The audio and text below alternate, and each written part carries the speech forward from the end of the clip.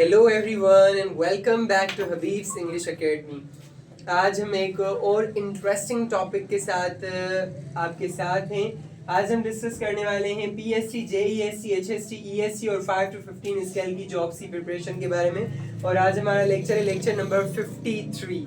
Lecture number 53 में हम discuss करेंगे चैप्टर नंबर क्लास 7 की साइंस, जो स्पेसिफिकली एसटीबीबी की है।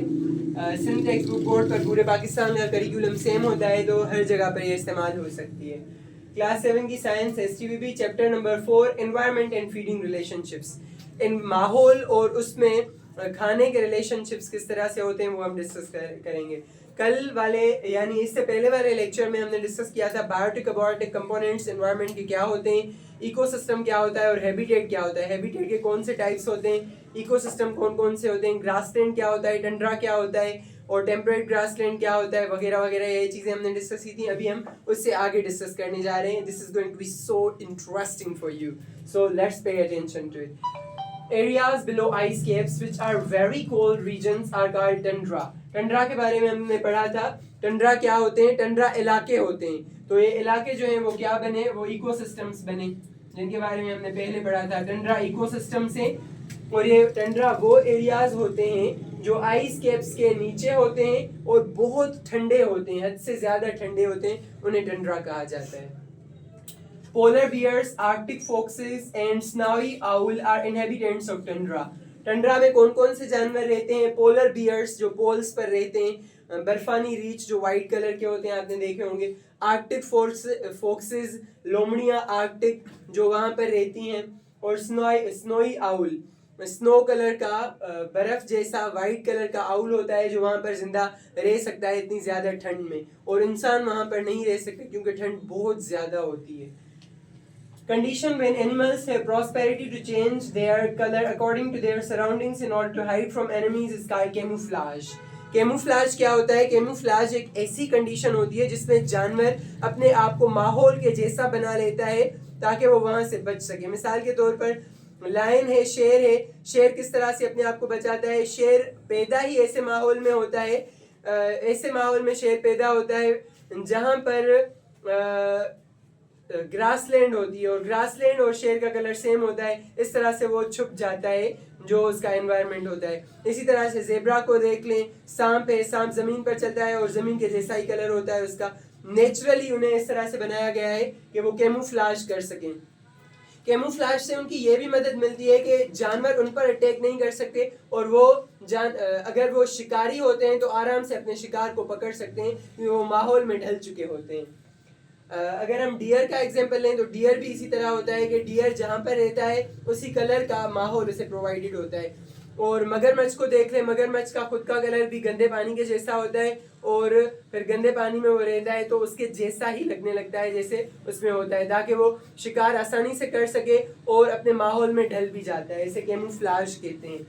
इसके अलावा कुछ ऐसे जानवर भी होते हैं जो हर जगह पर कलर चेंज कर लेते हैं। स्पेसिफिकली यहाँ पर मैं कैमिलियन को मेंशन करना चाहूँगा, जो उर्दू में फिगरेटिवली भी इस्तेमाल होता है। कैमिलियन क्या होता है? एक ऐसा जानवर होता है जो जहाँ पर जाता है वहाँ पर वही रंग उसका बन जाता है। मिसाल के तौर पर यहाँ पर अगर वो कैमिलियन आया तो उसका कलर वाइट हो जाएगा, इस पर चढ़ा तो ये कलर हो जाएगा। जिस चीज पर भी वो होगा कैमिलियन, वो उसी का कलर ढाल लेता है। ये एक ऐसा जानवर है, छिपकली के जैसा होता है पर मोटा मोटा, chameleon. Okay, migration takes place on seasonal basis. एक कंडीशन है जिसको माइग्रेशन कहते हैं, यानी हिजरत, सिंधी में लड्डा पलाण। तो जो माइग्रेशन होती है वो सीजनल बेसिस पर होती है। जब सर्दी होती है तो कुछ जानवर एक जगह से दूसरी जगह पर आ जाते हैं और वहां पर वो रहते हैं, और फिर दूसरी जगह पर, उसी जगह पर सर्दी आ जाती है तो वापस उस पहले वाली जगह पर चले जाते हैं। यहाँ पर ये किस तरह से मुमकिन होगा? ये इस तरह से है कि जो हमारी अर्थ है उसके दो हेमिस्फेयर्स हैं, नॉर्थर्न हेमिस्फेयर और साउथर्न हेमिस्फेयर। जब साउथर्न हेमिस्फेयर में सर्दी होती है तो नॉर्थर्न हेमिस्फेयर में गर्मी होती है, और जब नॉर्थर्न हेमिस्फेयर में गर्मी होती है तो साउथर्न हेमिस्फेयर में सर्दी होती है। तो जो जानवर सर्दी में रहना चाहते हैं वो सर्दी मौसम में, जैसे मौसम तब्दील होती है, वो खुद चले जाते हैं दूसरे एरिया में, तो इसे माइग्रेशन कहा जाता है। जैसे आर्कटिक टर्न का मिसाल अक्सर दिया जाता है। आर्कटिक टर्न एक परिंदा है जो उड़कर बहुत ज्यादा दूर चला जाता है। Arctic tern, TERN turn. इसे माइग्रेशन का एग्जांपल हम दे सकते हैं। हाइबरनेशन, हाइबरनेशन क्या होती है? ये होती है सर्दी की नींद। हाइबरनेशन क्या मतलब? कोई जानवर पूरी सर्दी में सो रहा होता है, गर्मी आती है तो फिर वो उठता है, एक गार में वो छुप जाता है और महीनों तक वो सोता रहता है बगैर खाना खाए पिए। जितना खाना उसने स्टोर किया होता है अपने बॉडी में, वो उसका आराम आराम से इस्तेमाल हो रहा होता है और वो कमजोर कमजोर कमजोर होता जाता है।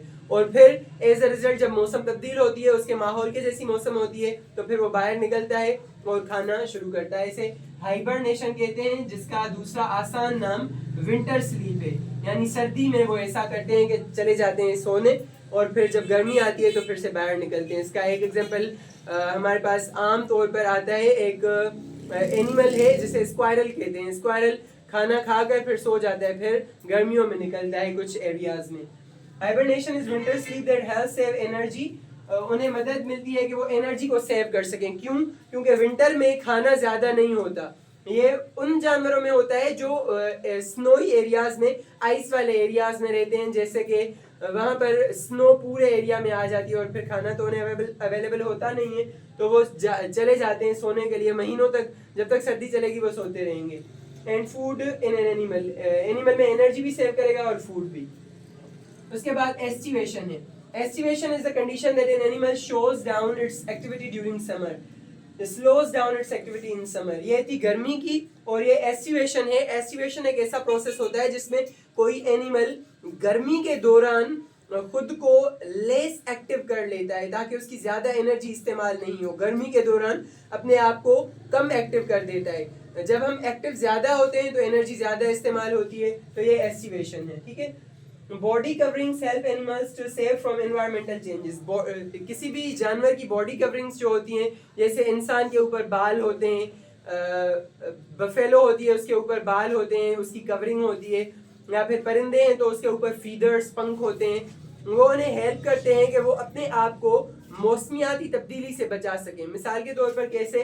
जो परिंदा होता है, अगर हम हेन की एग्जांपल लें, तो जब ज्यादा सर्दी हो जाती है तो वो अपने पर जो हैं मोटे कर लेती हैं ताकि वो सर्दी से बच सकें, और जब गर्मी हो जाती है तो उनको फैला देती हैं, स्विफ्ट कर लेती हैं ताकि उनके जिस्म को, उनके गोश्त को हवा लगे। तो ये बॉडी कवरिंग्स होती हैं, जो जिस्म के ऊपर कवरिंग्स होती हैं, जो उन्हें हेल्प करती हैं ताकि वो एनवायरमेंटल चेंजेस से बच सकें। ओके, तो आज का ये था हमारा important lecture PSC, JES, CHS, CESC और 5 to 15 स्केल जॉब्स की प्रिपरेशन का, जिसमें हमने बहुत इंपॉर्टेंट चीजें सीखी अपने एनवायरनमेंट के बारे में। We will meet in another video. Until then, Allah Hafiz.